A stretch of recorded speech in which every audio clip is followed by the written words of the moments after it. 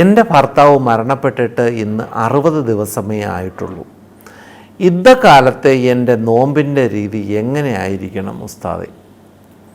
അദ്ദേഹത്തിന് വലിയ ഇബാദത്തൊന്നും ഇല്ലാത്ത വ്യക്തിയായിരുന്നു. ഓർക്കുമ്പോൾ പേടിയാകുന്നു ഉസ്താദെ.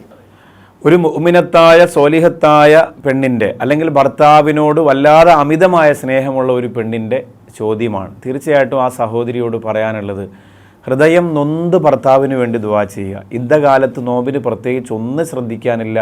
യുദ്ധയെന്ന് പറയുന്നത് ദുഃഖാചരണമാണ്. ആഘോഷങ്ങളില്ലാതെ, ആരവങ്ങളില്ലാതെ, അലങ്കാരങ്ങളില്ലാതെ ഇരിക്കുന്നതിനാണ് യുദ്ധ എന്ന് പറയാം. ഇപ്പോൾ നിങ്ങൾ ഒരു വസ്ത്രം ധരിച്ചതിൽ ചെറിയ കളർ വന്നുപോയി എന്ന് പറഞ്ഞിട്ട് അവിടെ വിപ്ലവം ഉണ്ടാക്കാനും അടിയുണ്ടാക്കാനൊന്നുമില്ല. വെള്ള വസ്ത്രമേ ധരിക്കാവൂ എന്നൊന്നുമില്ല. അലങ്കാരമില്ലാത്ത വസ്ത്രം എന്നത് വെള്ളയായതുകൊണ്ടാണ് നിങ്ങളോട് വെള്ള വസ്ത്രം ധരിക്കാൻ പറഞ്ഞത്. അല്ലാതെ പിന്നെ വേറെ വസ്ത്രമൊന്നുമില്ല. സാധാരണ ഉള്ളൊരു കുറഞ്ഞ വസ്ത്രമാണ്. അത് അലങ്കാരം കണ്ടാൽ ധരിച്ചാൽ വലിയ ആഡംബരം തോന്നൂലെങ്കിൽ അത് ധരിക്കാൻ പ്രശ്നമൊന്നുമില്ല. ഒരുപാട് ഉടയാടകളും ആഭരണങ്ങളൊക്കെ അണിഞ്ഞിട്ടിരിക്കുക എന്നതല്ല. ദുഃഖാചരണമാകുമ്പോൾ ഇസ്ലാം പറഞ്ഞ അതേ രീതിയിൽ അങ്ങനെ ഇരിക്കുക എന്നതാണ്. ആ സമയത്ത് നിനക്ക് നല്ലപോലെ നോമ്പ് പിടിക്കാം, ഖുർആൻ ഓതാം.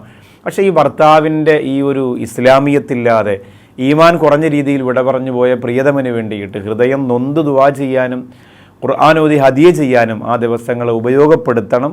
ആ രീതിയിലാണ് നിങ്ങളും ഇത് ശബ്ദം ശ്രവിക്കുന്ന മുഴുവൻ സഹോദരിമാരും അവരുടെ ഭർത്താക്കന്മാരുടെ വിയോഗത്താൽ ഇത്തരം വിഷയങ്ങളാണ് ശ്രദ്ധിക്കേണ്ടത് എന്നുകൂടി സാന്ദർഭികവശാൽ ഓർമ്മപ്പെടുത്താണ്.